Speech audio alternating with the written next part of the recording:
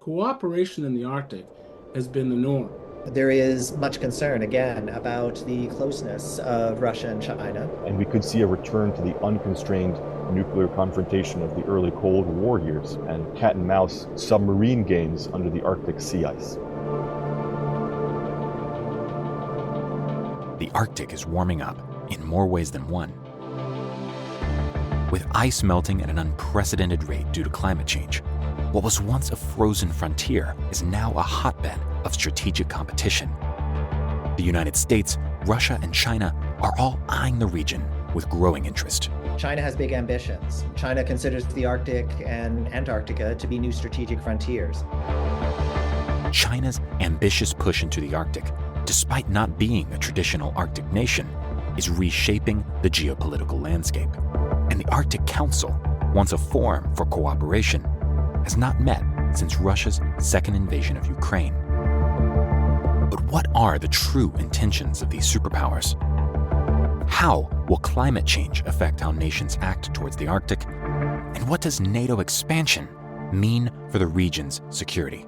But also, Russian experts have noticed that Finland and Sweden joining NATO legitimizes Russia's defensive measures.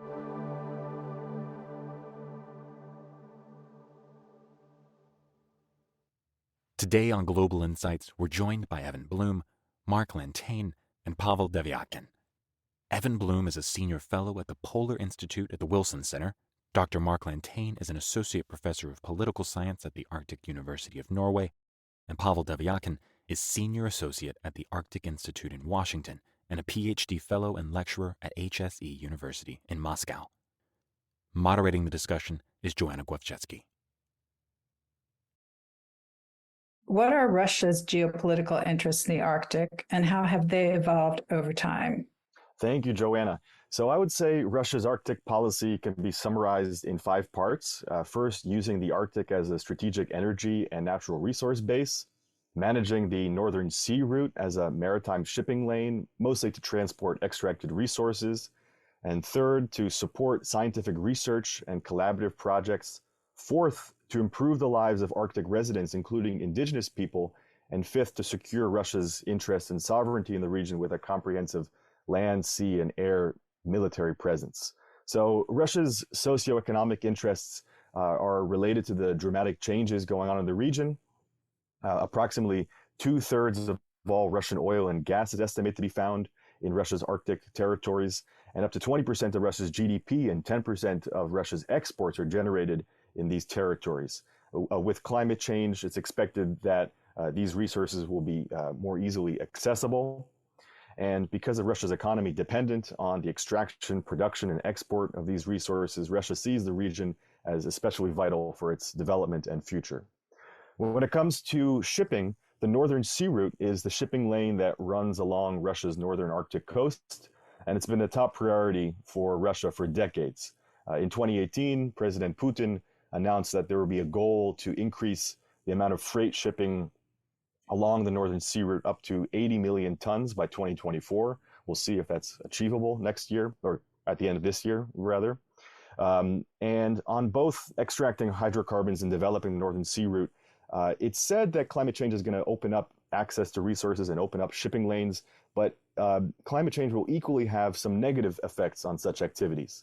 Global warming leads to increases in precipitation, wind and wave activity, so unpredictable weather, which can have a negative impact on infrastructure and machinery and even increase operating costs. When it comes to shipping, floating ice could be a danger to the hulls of ships. Sea ice can be thinner and younger, but it will also move faster with unpredictable movements. There's a lack of infrastructure along the Northern Sea route, and the changing meteorological conditions and remoteness remain challenges to operating in this part of the world. So for this reason, Russia is developing its fleet of icebreakers and developing a comprehensive monitoring system with satellites to track ice movement and weather conditions. When it comes to international cooperation, Russian leaders have always viewed the Arctic as a special region where cooperation with the 7 other Arctic states was possible. For example, Dmitry Medvedev, former president, included the Arctic in his foreign policy agenda of multilateralism, and Putin likewise saw the Arctic as a territory of dialogue and highlighted the opportunities for cooperation. But now, with the war in Ukraine, opportunities for cooperation are much fewer. During Russia's Arctic Council chairmanship between 2021 and 2023, the 7 other Arctic states condemned the war in Ukraine and subsequently paused institutionalized cooperation in this international forum. Russian scientists have long taken part in large Arctic research projects, for example, taking part in multilateral polar expeditions and bilateral polar expeditions that studied the causes and consequences of climate change in the Arctic, for example, changing sea ice cover, the effects of climate change on global and local ecosystems, oceans, and atmospheres. And when it comes to the development of the local economy and supporting Arctic society, Russia stretches over 50% of the Arctic coastline. About 2.5 million of Russia's inhabitants live in the Arctic territory, so nearly half of the population of the Arctic can be found in Russia. Some of the biggest cities in the Arctic can be found in Russia, including Murmansk and Arkhangelsk. So because of that, one of the main objectives of Russia's Arctic policy is to improve the well-being of Arctic residents and to increase the attractiveness of the Arctic for people to move there. So there's a plan to create hundreds of thousands of jobs in the Arctic over the next 15 years or so. And about 11 different groups of indigenous peoples live in the Russian Arctic above the Arctic Circle. Traditionally, indigenous people rely on reindeer herding, fishing, and hunting for their traditional livelihoods. When it comes to Russia's military presence in the Arctic, I would say that Russia's military policy has 3 goals: to protect its national sovereignty in the region, to secure its economic interests, and to demonstrate that Russia remains a great power with first-rate military capabilities. After the dissolution of the Soviet Union, Russia was largely absent from the Arctic in the 90s because of the socio-economic crisis in the Russian Federation and the military's focus on the wars in Chechnya. Since 2007, Russia has begun reestablishing old military assets after years of them being abandoned. And in 2007, Russia also resumed flying strategic bombers over the Arctic for the first time since the end of the Cold War. But many experts interpret such actions, such increases in military activity, as a desire to not lose military capacity and for domestic approval. And after the 2014 Ukraine crisis, military-to-military cooperation between Russia and the 7 other Arctic states was suspended or excluded Russian participation. There were many joint exercises between the US, Russia, and Norway, among others. And there were joint meetings between the chiefs of defense of the Arctic states. These were paused, and both Russia and NATO increased the volume and frequency of their military activity in the Arctic. These days, Russian military officials are very concerned about a potential deployment of NATO troops to Finland and an encroachment on Russia's Arctic territories. And so there have been calls for even further militarization of the Arctic to arm ice-breaking vessels with attack drones and missiles, and to build dual-use infrastructure to protect the Northern Sea route. So in general, I would say Russia's interests in the Arctic are related to energy, shipping, scientific research and cooperation, improving the lives of people in the Arctic, including indigenous people, and then also securing the Russian Arctic with a comprehensive military presence. Great. Thank you so much. So now I'm going to turn to you, Evan. Given how Pavel has so well spelled out Russia's significant interests and stakes in the Arctic, what are the U.S.'s geopolitical interests, and how have they evolved? So, Joanna, Courtney, I want to thank both of you and Network 2020 for inviting me to participate in this panel. It's a pleasure to be here today, even though it's not quite as snowy here in Washington, D.C. To talk about U.S. interests in the Arctic, I think for the U.S. you have to start with the Alaska. U.S. interests in the Arctic start with Alaska, and it's Alaska that makes the United States an Arctic state. And there are, at least in the terms of the Arctic Council, 8 Arctic states with territory above the Arctic Circle, and 5 states that surround the Arctic Ocean, and the U.S. Is participating in the Arctic because of that. Um, the Arctic has had rising importance for the United States over the past 20 or 30 years. The melting of sea ice gives rise to greater access to sea routes, to economic possibilities, shipping, access to energy, etc. And the Arctic is also a key place, as Pavel mentioned, for climate change. Climate change is occurring, scientists tell us, 4 times faster in the Arctic than in other places in the globe. There is a strong need for Arctic science to explain what's going on and to help the entire world figure out proper climate policy. There's also a rapidly changing environment for the people who live there and a change in livelihood of indigenous peoples who are particularly impacted. There are implications for health, for food security, and well-being of the people who live in the Arctic. There's also, for the U.S., a rising concern related to security issues. Now, as Finland has joined NATO and Sweden is on the way to doing that, the context of paying attention to security is heightened, and so the U.S. is concerned with all of these economic and security and other aspects. So a recent document, the U.S. National Strategy for the Arctic Region, which was issued by the current administration in 2022, focuses on security, climate change, and environmental protection, sustainable economic development, and international cooperation. And we've seen over time the interest of U.S. policymakers in the Arctic and it's just grown in particular over the past 10 and 15 years.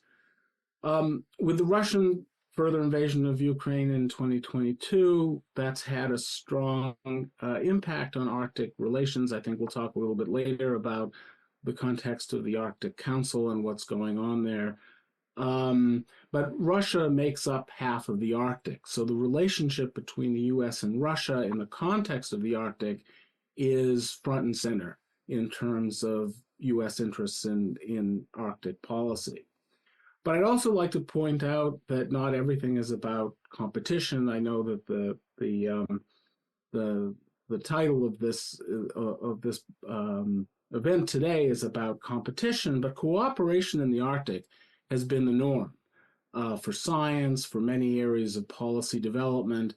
There are certainly issues related to Russia and the relationship to the West these days, but there's also a context of cooperation overall that needs to be seen not just in historic terms, but also currently among many different countries. So I think I'll stop there.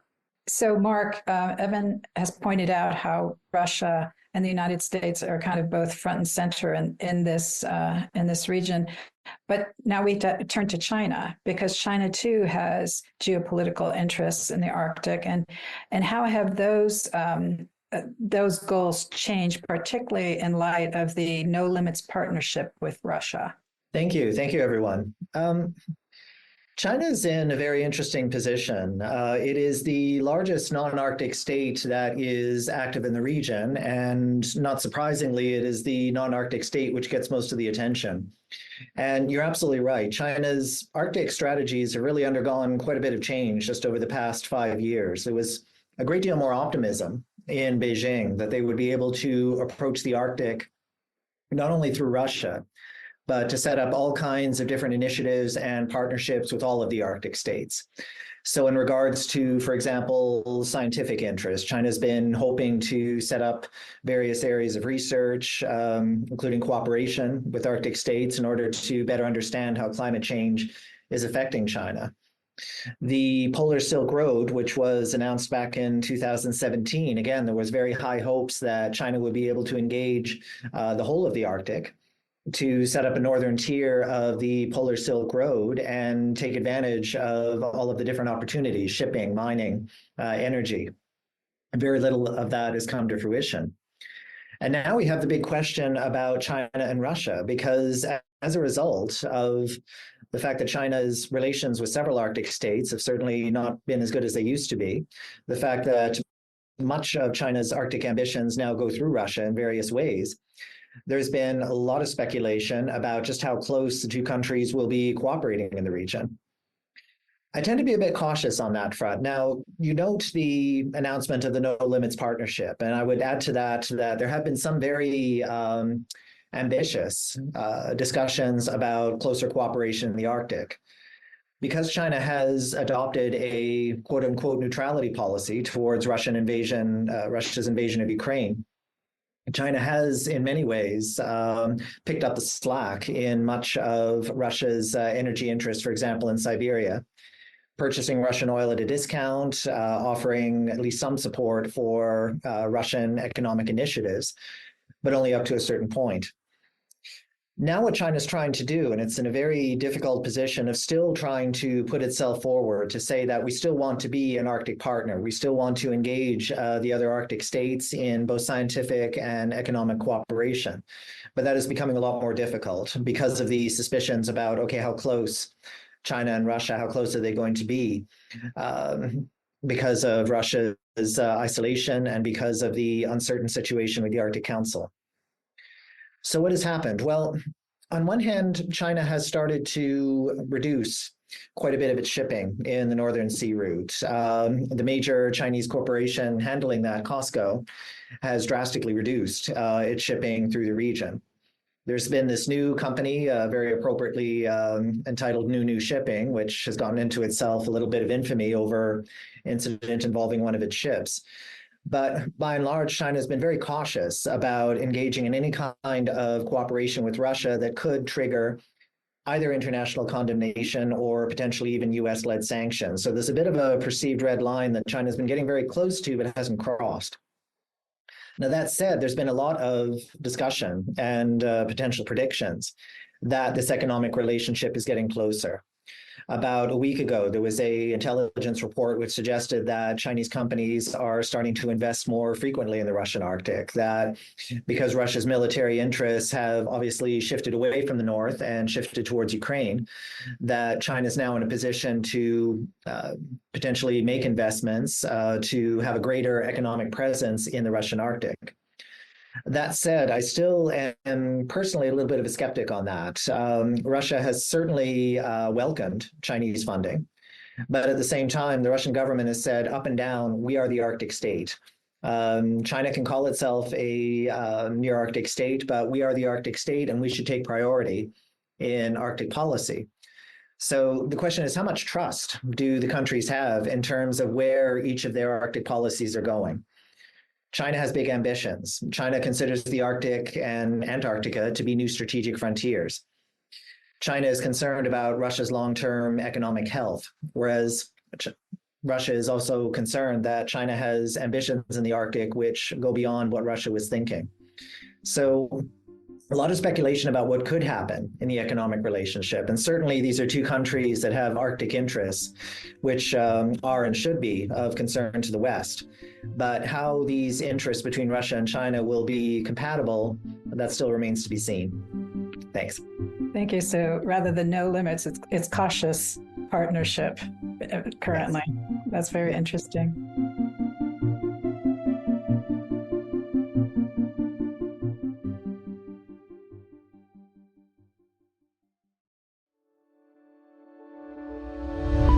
At Network 2020, we believe that diverse perspectives hold the power to transform our understanding of global challenges.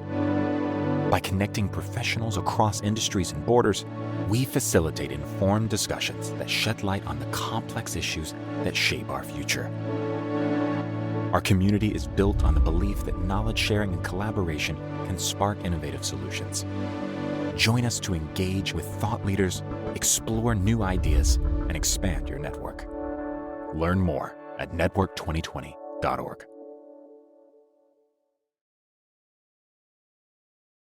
So now I'll turn to you, Evan, because you mentioned the Arctic Council, and that's something that you've been very involved with when you were with the State Department. So what is the role of the Arctic Council? Where do things currently stand amongst its members? And is it an organization that you think is salvageable, or do you need to create an alternative?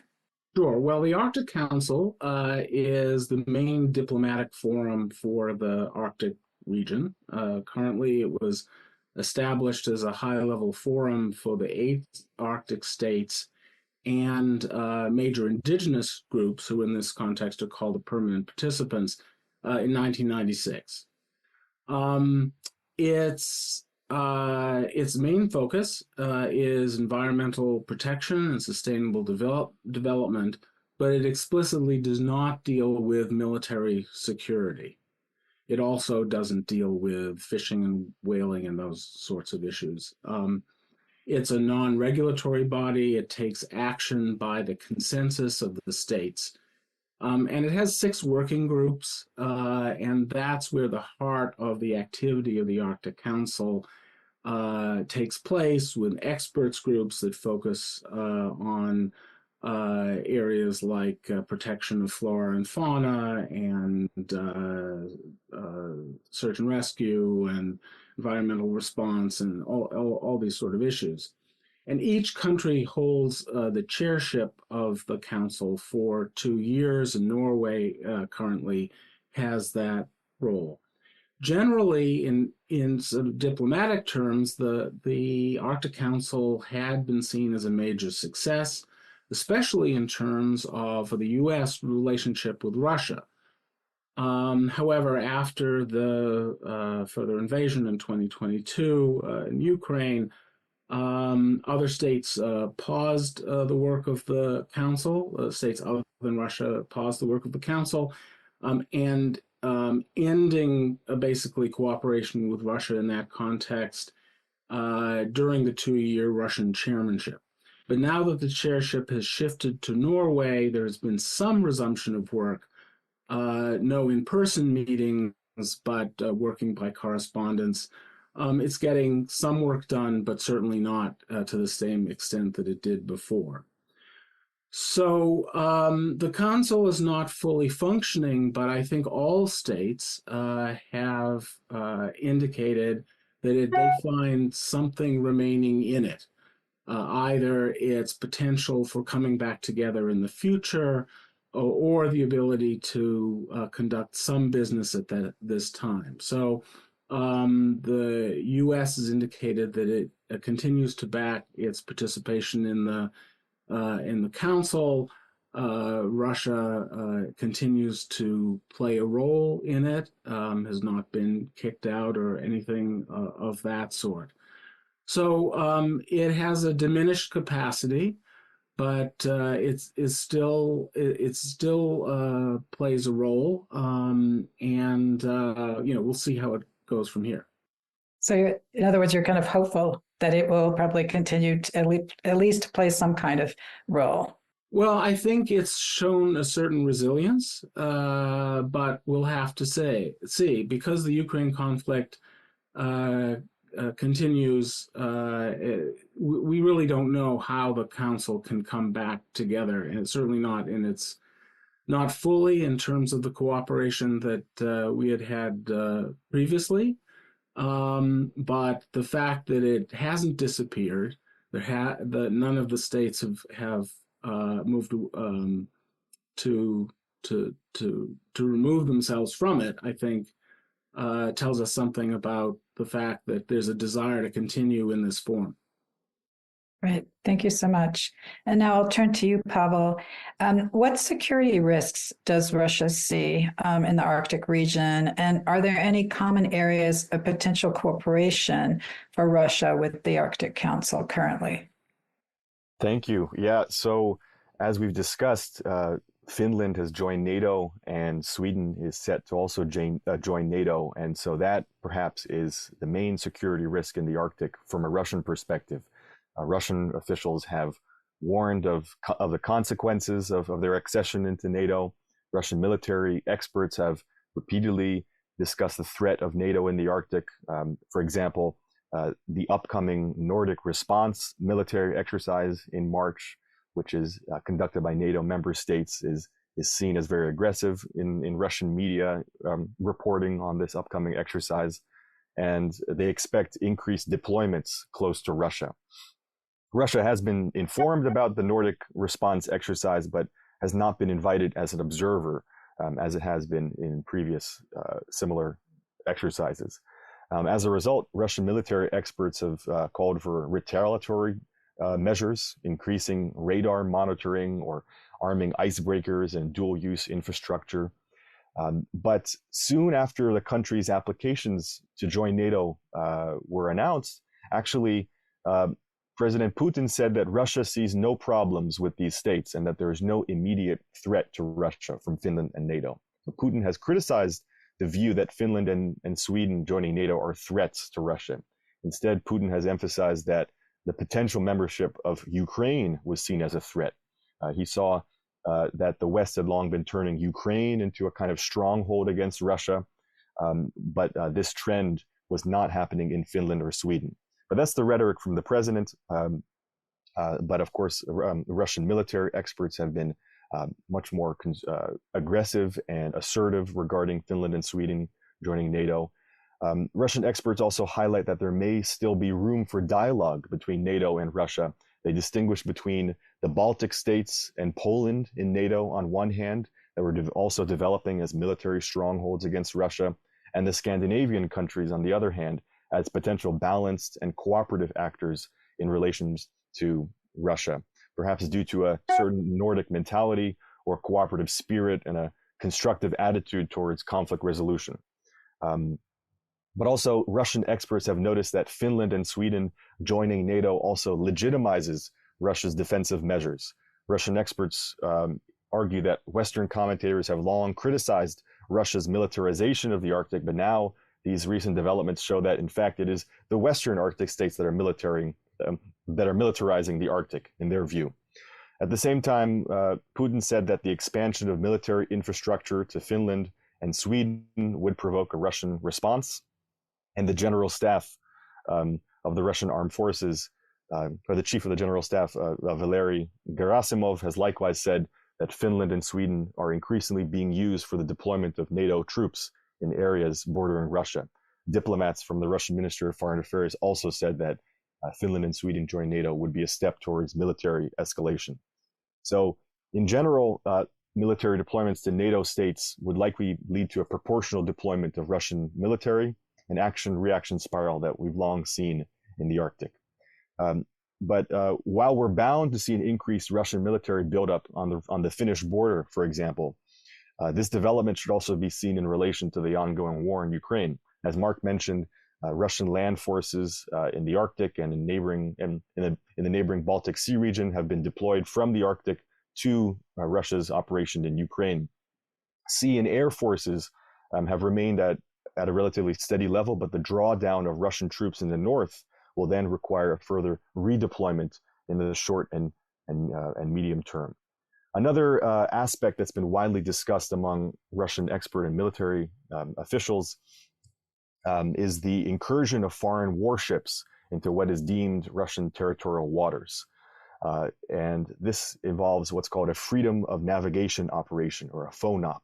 And a FONOP is an exercise to uphold the free use of the sea as recognized by international law, by challenging the restrictions on areas that are deemed international waters, but internal by others, in this case, by Russia. So the Western Arctic states and Russia have both been active in demonstrating their access to and presence in potentially contested waters through such FONOPs. And this creates a vicious, dangerous action-reaction spiral. From the Russian perspective, the US intent to conduct a FONOP in what's deemed Russia's internal waters is aggressive and at odds with Russia's claims to the Northern Sea route, which they see as internal waters or historically Russian. And reports or the stated intent by Western naval officials, diplomats, and think tank analysts that the West should conduct a FONOP and challenge Russia's position in the Arctic actually feeds into Moscow's narrative of encirclement by the West. This concern has led to new legislature from the Russian side to control foreign warships. For example, in 2022, there was a new law passed by Russia that suspended the rights of foreign warships in the Arctic. And the Russian Ministry of Defense was especially sensitive to the recent expedition of the US research vessel icebreaker, the Healy, at the end of last year. The Healy sailed through international waters in the Bering Strait and the Chukchi Seas, north of Russia's Arctic coast, and was approached by a Russian research vessel. It was interesting that the Healy's journey was not reported on in Russian media at the time. It was discussed on Russian social media, but not reported on in mass media, possibly to avoid sparking panic and outrage from Russians about the entrance of a U.S. ship in what's called Russian waters. So because of these developments, there have been discussions among military officials and parliamentarians about withdrawing Russia from the UN Convention on the Law of the Sea. But however, scholars in the Russian Arctic expert community warn that this would be a big mistake. And then lastly, perhaps not from a Russian perspective, but something that we should all think about is the security risk of strategic arms proliferation and the lack of an arms control regime and related confidence building measures in the Arctic. This is not an Arctic specific issue, but it's relevant for understanding Russia's Arctic posturing, especially because the bulk of Russia's nuclear weapons are located in the Arctic. So the Arctic during the Cold War was a region of confrontation, especially because it was the shortest distance of missile attack between the US and USSR. And to this day, most of Russia's nuclear weapons are in the Kola Peninsula, especially nuclear submarines, which is the Kola Peninsula is located in the Arctic. In February 2023, Putin suspended Russia's participation in the New START Treaty, which was the only remaining major strategic arms treaty. The New START Treaty limited the deployment of intercontinental range nuclear weapons that could reach the US, for example, in approximately 30 minutes. Russia did not withdraw from the treaty, so they're keeping their numerical commitments, but the confidence building measures such as the exchanges of scientists or checkups of nuclear facilities have been paused. And this is particularly concerning because the New START Treaty expires in 2026. And after that, there will be no strategic arms control in place. And we could see a return to the unconstrained nuclear confrontation of the early Cold War years and cat and mouse submarine games under the Arctic sea ice. Nuclear weapons are especially significant to Russia's security strategy and Arctic military posture. Russia has put the land-based ICBM Sarmat missiles on combat duty at the end of last year, and also uses hypersonic cruise missiles in its Arctic military exercises. On a related note, Putin has withdrawn from the nuclear test ban treaty at the end of last year as well, which has caused concerns of increased nuclear tests, especially in the Arctic, as most nuclear tests are conducted on the Novaya Zemlya archipelago in the northern Arctic. So as my colleagues have mentioned, institutionalized Arctic cooperation, the kind supported at the level of the Arctic Council, is without a doubt severely blunted, but there are some niche initiatives of Arctic cooperation at various levels, at the individual, organizational, or even informal levels. Cooperation between the coast guards of Russia and the Western Arctic states continues to some extent. Joint Coast Guard exercises have been paused, but there is some communication regarding maritime safety in the areas of search and rescue, oil spill response, and border issues. Norway and Russia also have reached agreements regarding fishing quotas and the management of fisheries in the Barents Sea. And there are also some developments in terms of ecological protection. Environmental monitoring and meteorological observation procedures still go on to some extent, including in Russia. And at the end of 2023, Russia, Canada, the US, Norway, and Denmark through Greenland agreed to cooperate in the conservation of polar bears. And this agreement, you could even say, it harkens back to the Cold War agreement on the conservation of polar bears that was signed during the Cold War. So such developments show that while relations have been very much severely severed, there are narrow openings for cooperation around issues that are perceived as essential, whether they are Coast Guard cooperation, or fisheries management, or the protection of polar bears. And it tells us that the maintenance of cooperation demonstrates that cooperation based on treaties, for example, legally binding Arctic Council agreements or the Polar Code, are more resilient than cooperation that's based on soft law, for example, the cooperation that happens within Arctic Council working groups. Well, thank you so much. So despite all the military tensions, there is hope on other fronts. So now I'm going to turn to you, Mark, and this will be the last question before I turn to the Q&A box. How do the Arctic countries, such as Norway, view the involvement of quote unquote near Arctic states, particularly China? And I believe that China has coined that term. Is that correct? Thank you. Yes, that's correct. The term comes from academic papers and books dating about as far back as 2010. And that was at a time where China was looking at the Arctic and starting to get a bit nervous about the fact that the Arctic was beginning to open up to all kinds of economic activity. And China was very concerned that that not being an Arctic state, it would be left out of what was seen then as a potential Arctic bonanza. So near Arctic state was a way for China to express the fact that, no, we are not an Arctic state. We don't have Arctic geography, but we have considerable interests in the Arctic in conjunction with our great power status. Now, there certainly are other states that are not in the Arctic which have very extensive Arctic programs. I could talk about Japan, Korea, India, Germany, France, even Singapore, which is about as non-Arctic as you can get, is a formal observer in the Arctic Council. So certainly it is not just a question of China, but China, because of its size, because of concerns about the development of China's security interests, does, as I said, get the most attention.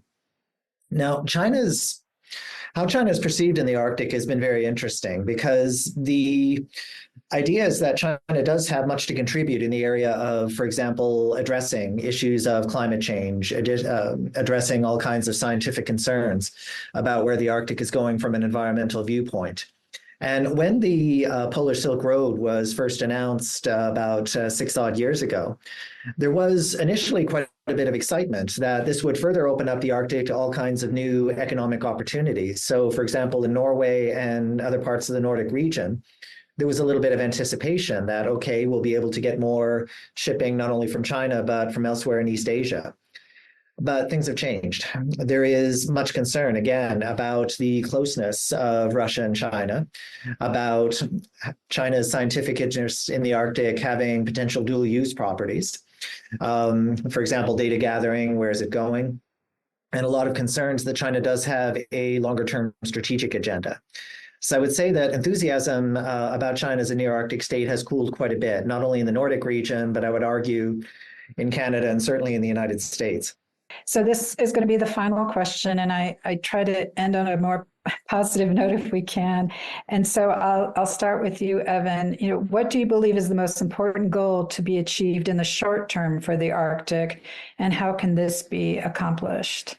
I don't know that there's one short-term goal, but I'll say that for the countries that can cooperate together, and certainly setting the Russia issue aside, the ability of the other states in the Arctic Council, besides Russia, to cooperate among themselves with respect to the Arctic, I think has grown in the past several years, but also the relationship with non-Arctic states, such as Japan and Korea, and Mark mentioned Singapore, but there are many examples of non-Arctic states who have shown historic interest in the Arctic, have very large Arctic science programs, have profound economic interests, and you find them increasingly active building icebreakers, and the cooperation with the U.S. and others is rising. So I think that is all to the good. Thank you. And Pavel, you too, very quickly, what do you think is the most important goal to be achieved in the short term, and how to do it? Thanks. Yeah, that's a great question. I mentioned the lack of an arms control regime in the Arctic, And I think like to prepare for the expiration of the New START treaty, we could start thinking about potential confidence and security building measures, or CSBMs. They can go a long way to prevent unnecessary incidents. We could learn from the experiences of the Cold War and the post-Cold War era with the OSCE 1994 Vienna document. There are opportunities for increasing military-to-military contacts, joint exercises, scientific and military exchanges, the sharing of information in terms of military doctrines, defense budgets, arms exports and imports. I think all of these are very difficult to implement, especially in the context of today's unprecedented geopolitical conditions. They have high barriers and opponents to such confidence-building measures in high decision-making positions. But from a Russian side, you could actually remember that Russia has been positive about such ideas in the past. Towards the end of the Cold War, the Soviet Secretary General Mikhail Gorbachev proposed establishing a nuclear-free zone in the Arctic, demilitarization, bans on naval activity. After the Soviet Union dissolved, such sentiments continued to some extent through the Putin and Medvedev presidencies. So it's possible that Russia would be supportive of such confidence-building measures, but would probably have questions about the geographical scope of establishing something like a nuclear-free zone, since most of Russia's nuclear weapons are in the Arctic.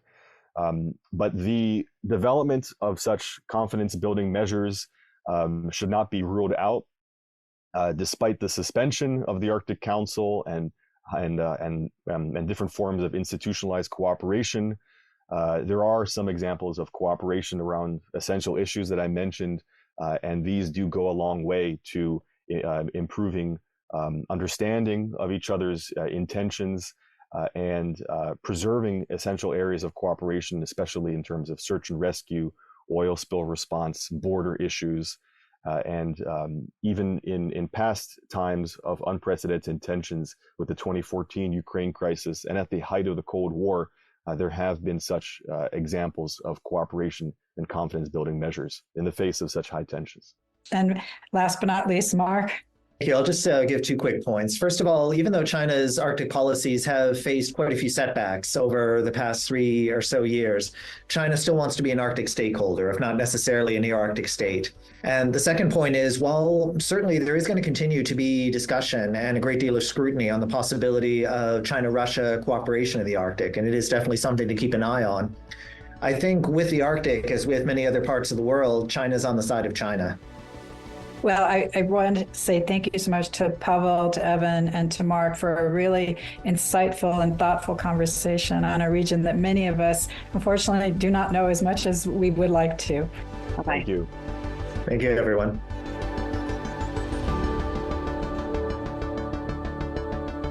Thank you for joining us on this episode of Global Insights. Voiceover host and editor for this episode is Casey Craig, with research and coordinating by Anthony Sipe and Brian Tom. You can subscribe to Global Insights on Apple Podcasts, Spotify, or wherever you get your audio. For more analysis, events, and ways to connect with our community, visit us at network2020.org. See you next time.